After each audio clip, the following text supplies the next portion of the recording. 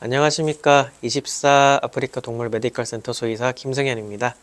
오늘은 강아지, 고양이와 더불어서 가장 많이 친숙한 반려동물인 햄스터에 대해서 간단하게 설명드리고자 합니다.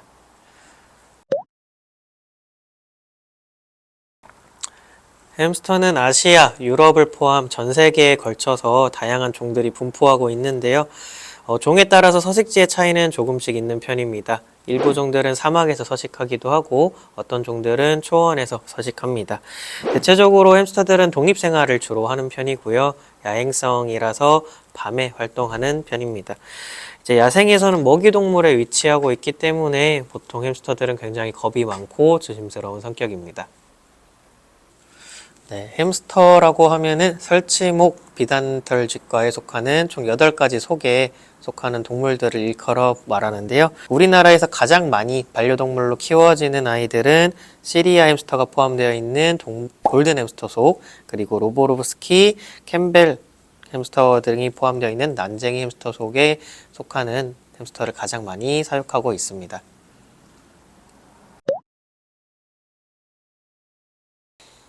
햄스터는 종별로 그리고 사육 환경별로 유전별로 차이는 좀 있지만 대체적으로 평균 수명은 2년에서 3년 정도입니다. 네, 햄스터는 설치목에 속하는 만큼 앞니가 계속 자라기 때문에 치아 관리를 해줘야 되는 동물들 중 하나이기도 합니다. 대다수의 햄스터들은 생후 한 달에서 2달 지난 후부터는 단독 생활을 하므로 아이를 입양할 때 대체적으로 혼자서 생활할 수 있도록 독립된 공간을 마련해 주시는 것이 좋고요.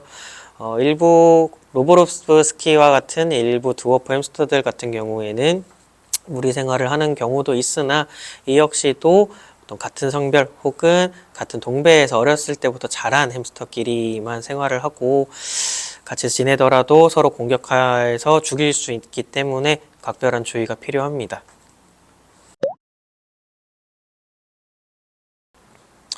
네, 햄스터를 키우기에 앞서 필요한 준비물들이 있는데요. 첫 번째로는 햄스터가 스트레스를 받지 않을 수 있는, 햇볕이 직접 닿지 않는 조용하고 안전한 공간이 우선적으로 필요하고요. 거기에 아이가 충분한 행동을 할 수 있는 크기의 케이지가 필요합니다. 케이지 안에는 아이가 숨거나 생활할 수 있는 베딩이 필요하고, 그리고 아이가 같이 놀 수 있는 쳇바퀴, 장난감 등도 넣어주면 좋습니다. 마지막으로 아이가 먹이를 먹고 물을 마실 수 있는 밥그릇이나 급수기가 필요합니다.